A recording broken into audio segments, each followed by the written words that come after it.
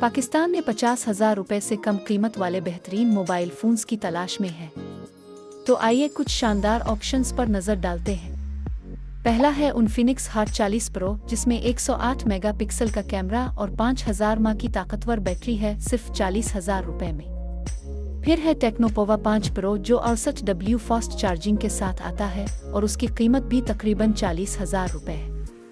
ATLS 23 plus भी एक ज़बरदस्त इंतखाब है, 50 मेगापिक्सल कैमरे और डिस्प्ले के साथ, सिर्फ 44,000 रुपए में।